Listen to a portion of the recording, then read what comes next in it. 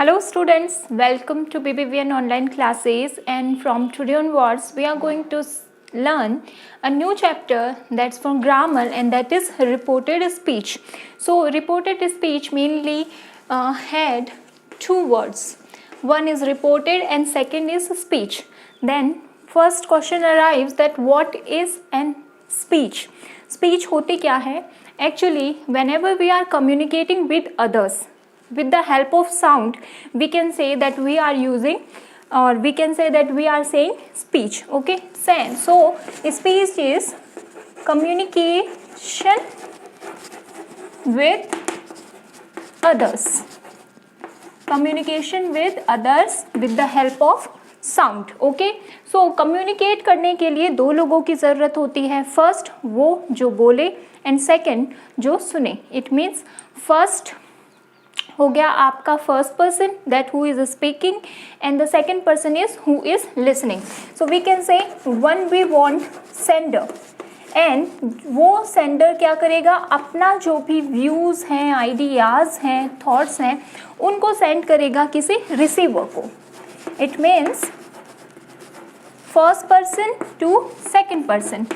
For example, I am talking and you are listening. So here I am the sender and you are the receiver.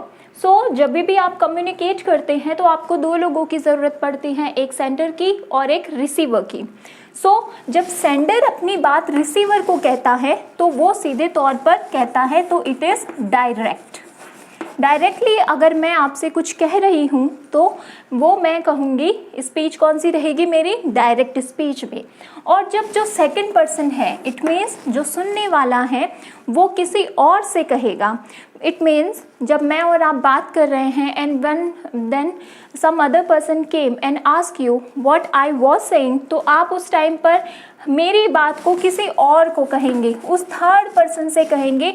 तो वो आप किस चीज़ में कौन सी speech use करेंगे वहाँ पर, डायरेक्ट स्पीच. सो जब आप प्रत्यक्ष रूप से यानी कि किसी की कही हुई बात को जब आप सुनते हैं, so actual word spoken by the speaker are called direct speech. और जब वही बात आप किसी और से कहते हैं, इट मीन्स स्पीकर की कही हुई बात को आप जब किसी और पर्सन से कहते हैं तो वो कही जाती है indirect speech. For an example, I said to Reena, या फिर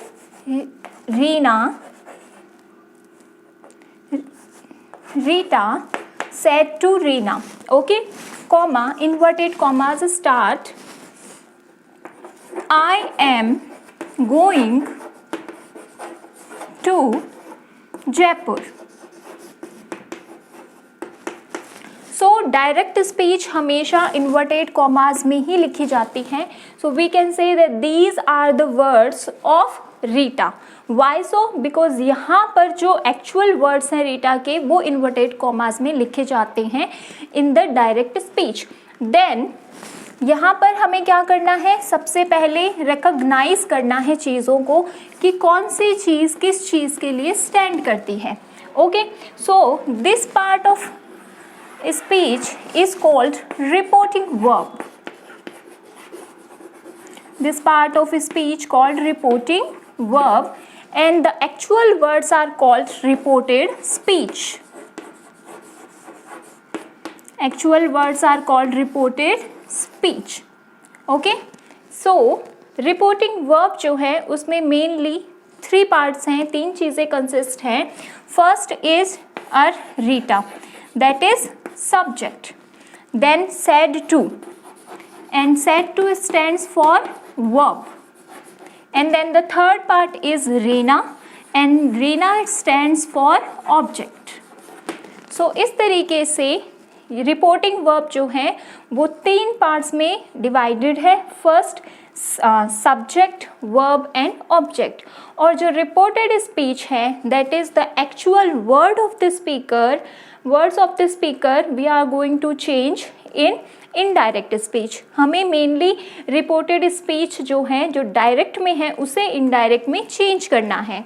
तो रीतू ने रीना से कहा, अब रीना को किसी और ने आकर पूछा कि रितु क्या कह रही थी, तो जब रीना जो है रितु के वर्ड्स को किसी और से कहेगी तो वो किस स्पीच का यूज़ करेंगी, वो करेंगी इनडायरेक्ट स्पीच का। सो रिपोर्टिंग वर्ब और reported speech I think clear हो चुका है। So this part of a sentence is called reporting verb and the inverted comma वाला जो पार्ट रहता है सेंटेंस का वो कहा जाता है रिपोर्टेड वर्ब। अब बात आती है इसे इनडायरेक्ट में चेंज करने की। So there are some grammar rules to change direct sentence to indirect sentence. सबसे पहला रूल आता है चेंज ऑफ प्रोनाउन का। चेंज ऑफ प्रोनाउन, प्रोनाउन वो वर्ड्स जो कि हमारे नाउन की जगह पर यूज़ किए जाते हैं। जैसे यहाँ पर वर्ड यूज़ किया गया है रीटा और यहाँ पर यूज़ किया है आई। ठीक है, तो जब हम आई, फर्स्ट रूल इसका कहता है कि जब आपका सब्जेक्ट जो हो आई, मी, माई, वी, आर हो तो आपको क्या करना है, इस प्रोनाउन को यानी कि यहाँ वाले प्रोनाउन को according to the subject change करना है।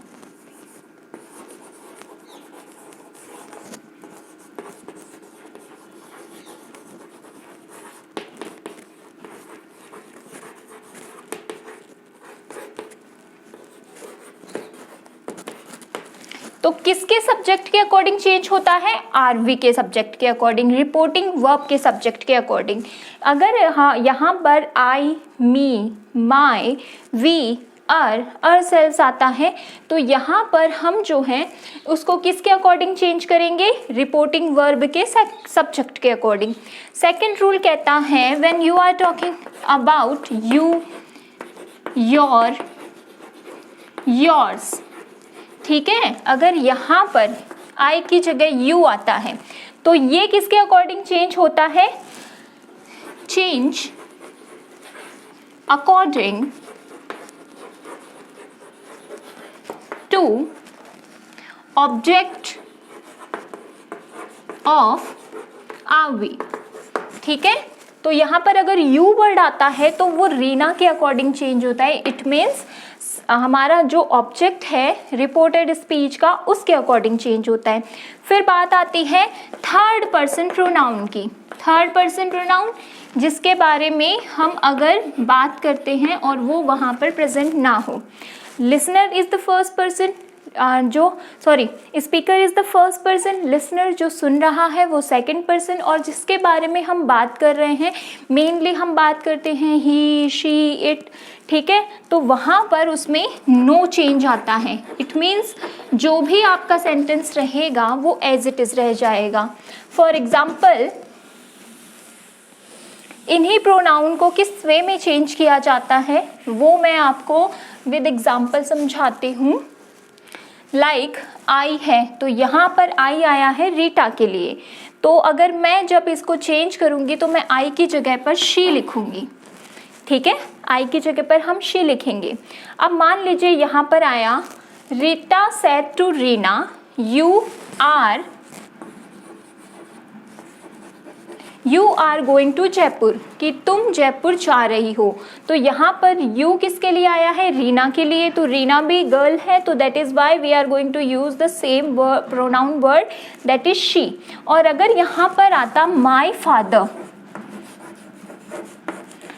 Father is going to Jaipur, तो यहाँ पर हम जब चेंज करते तो हम लिखते हर फादर, क्योंकि किसके फादर की बात हो रही है, रीटा के फादर की, तो हम यहाँ पर लिखते हर फादर। फादर वर्ड को चेंज नहीं किया है, केवल माई को चेंज किया है, क्योंकि माई हमेशा किसके अकॉर्डिंग चेंज होता है, सब्जेक्ट के अकॉर्डिंग, जो भी आरवी का सब्जेक्ट रहेगा उसी के अकॉर्डिंग। ओके, सो इस तरीके से आप रिपोर्टेड स्पीच के जो भी प्रोनाउन होते हैं वो चेंज करते हैं। सेकेंड थिंग जो कि चेंज की जाती है वो है आपके टेंस। ठीक है, जब आप प्रोनाउन यानी कि ये वाला चीज़ क्लियर हो जाता है फिर आपका आता है चेंज करना आपका टेंस। देखिए, जब रिपोर्टिंग वर्ब किस चीज़ में रहती है, पास्ट टेंस में। सैड जो है वो वर्ब की फर्स्ट फॉर्म है, सॉरी सेकंड फॉर्म है। तो जब सैड या सैड टू आता है तब हम अंदर वाला जो रिपोर्टेड स्पीच है उसके टेंस में चेंज करते हैं। अगर यहाँ पर प्रेजेंट या फ्यूचर टेंस आता है, प्रेजेंट टेंस मतलब से, सेज, और फ्यूचर टेंस में विल से। अगर रिपोर्टिंग वर्ब में ये वर्ड आते हैं जैसे कि रीटा से टू रीना, तो आप रिपोर्टेड स्पीच में टेंस चेंज नहीं करेंगे। अगर आता है Rita will say to Reena और ये वाला सेम सेंटेंस आता है तो हम केवल प्रोनाउन चेंज करेंगे, टेंस चेंज नहीं करेंगे। बट अगर यहाँ पर हमें दिया हुआ है सैड तो हम क्या करेंगे, टेंस भी अकॉर्डिंगली चेंज करेंगे। Now how to change the tense या फिर हेल्पिंग वर्ब किस तरीके से चेंज करते हैं वो, तो simple present tense, simple present tense होता है चेंज सिंपल पास्ट में। हमने अपने लास्ट जो वीडियोस थे उसमें टेंसेस पढ़े हैं, तो हमें ये बात क्लियर है कि प्रेजेंट टेंस जो है डू डज चेंज हो जाएगा डिड में, वर्ब की फर्स्ट फॉर्म चेंज हो जाएगी वर्ब की सेकंड फॉर्म में। Then present continuous, present continuous tense जो है वो चेंज हो जाएगा पास्ट कॉन्टिन्यूअस में, ठीक है, यानी कि इज़-एम-आर चेंज हो जाएंगे वॉज वर्ब में।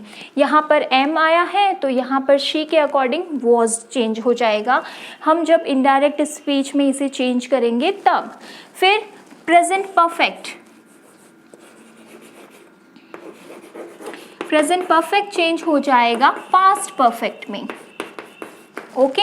और पास्ट परफेक्ट, और फिर बात आती है प्रेजेंट परफेक्ट कंटिन्यूअस की, प्रेजेंट परफेक्ट कंटिन्यूअस चेंज हो जाएगा पास्ट परफेक्ट कंटिन्यूअस में, यानी हैज़ बीन या फिर हैव बीन चेंज हो जाएंगे हैड बीन में, ठीक है। ये तो बात, फर्स्ट मैं प्रेजेंट और फ्यूचर का एक एक सेंटेंस लिखूंगी सो दैट आपको क्लियर हो जाएगी रिपोर्टेड स्पीच में हमें क्या चेंज करना है। He says to me,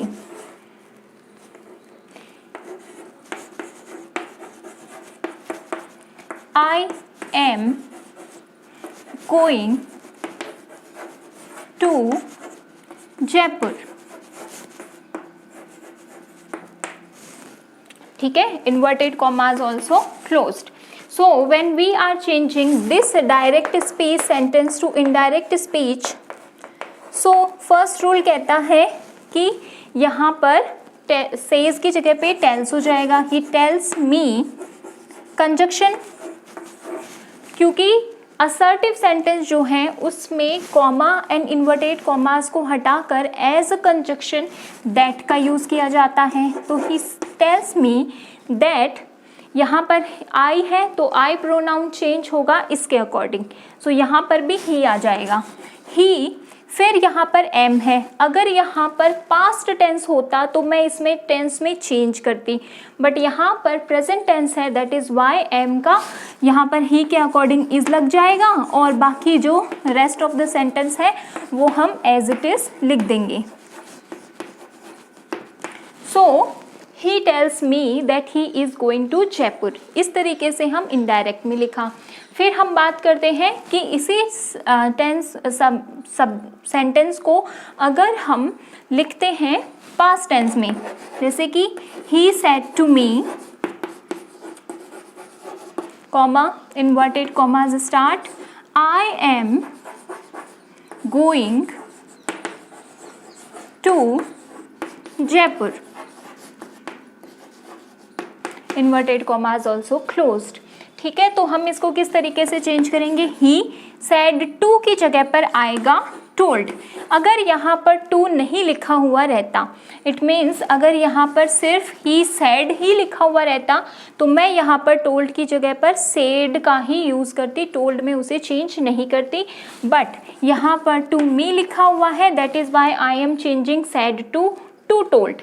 he told यहाँ पर कॉमा और इन्वर्टेड कॉमास हटा के हम as a conjunction that word का यूज़ करेंगे. सो he told me that I, हम यूज़ प्रोनाउन जो है वो चेंज करेंगे सब्जेक्ट के अकॉर्डिंग. तो ही वॉज क्यों? क्योंकि एम जो है वो प्रेजेंट कंटिन्यूस है. प्रेजेंट कंटिन्यूस चेंज होता है पास्ट कंटिन्यूस में. सो इस तरीके से वॉज गोइंग टू जयपुर. ठीक है. सो इस तरीके से हम क्या करते हैं, डायरेक्ट स्पीच को इनडायरेक्ट स्पीच में easily and clearly change कर सकते हैं according to their rule. So in our next video we will discuss that how to change the adverb of time and place while writing the indirect speech sentence.